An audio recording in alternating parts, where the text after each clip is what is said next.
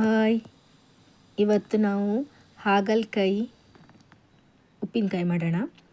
Sugar ಇದ್ದವರು daily ಹಾಗಲಕಾಯಿ ತಿನ್ನೋಕ್ಕಾಗಲ್ಲ, ಅದಕ್ಕೆ ಉಪ್ಪಿನಕಾಯಿ ಮಾಡಿ ಇಟ್ಕೊಂಡ್ರೆ ಸೈಡಿಗೆ ಅನ್ನದ ಸೈಡಿಗೆ ಒಂಚೂರು ನಂಚ್ಕೊಳ್ಳೋಕ್ಕೆ ಚೆನ್ನಾಗಿರುತ್ತೆ. ಮತ್ತು ಯಾರು ಬೇಕಾದರೂ ಈ ಉಪ್ಪಿನಕಾಯಿ ತಿನ್ಬೋದು.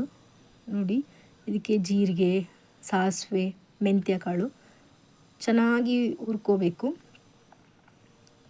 ತುಂಬ ಚೆನ್ನಾಗಿ ಹುರ್ಕೊಂಡಾದಮೇಲೆ ಸ್ವಲ್ಪ ಧನಿಯನೂ ಸ್ವಲ್ಪ ಹುರ್ಕೋಬೇಕು.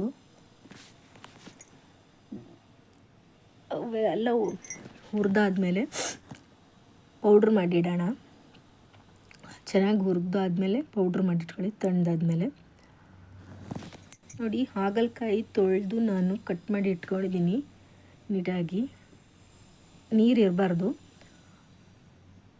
ಕ್ಲೀನಾಗಿ ತೊಳೆದು ಕಟ್ ಮಾಡಿ ಇಟ್ಕೊಂಡು ಅದಕ್ಕೆ ಲಿಂಬೆಹಣ್ಣು ಕಟ್ ಮಾಡ್ಕೊಂಡು ಹಾಕಿದ್ದೀನಿ.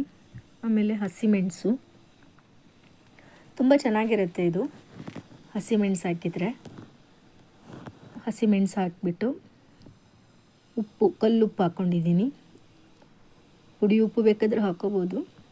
ಆಮೇಲೆ ಪೌಡ್ರ್ ಮಾಡಿರೋದೆಲ್ಲ ಹಾಕಿಟ್ಬಿಟ್ಟು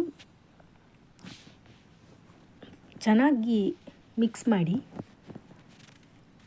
ತುಂಬ ಚೆನ್ನಾಗಿರುತ್ತೆ. ಯಾವುದಾದ್ರು ಗಾಜಿನ ಇದಕ್ಕೆ ಹಾಕ್ಕೊಳ್ಳಿ. ನನ್ನ ಹತ್ರ ಅದಿರಲಿಲ್ಲ, ಅದಕ್ಕೆ ಸ್ಟೀಲ್ ಬಾಕ್ಸಿಗೆ ಹಾಕ್ಕೊಂಡು ಇಟ್ಕೊಂಡೆ. ನನ್ನ ಚಾನಲ್ ಯಾರೂ ಸಬ್ಸ್ಕ್ರೈಬ್ ಮಾಡ್ತಾಯಿಲ್ಲ, ಪ್ಲೀಸ್ ಸಬ್ಸ್ಕ್ರೈಬ್ ಮಾಡಿ, ಸಪೋರ್ಟ್ ಮಾಡಿ. Thank you.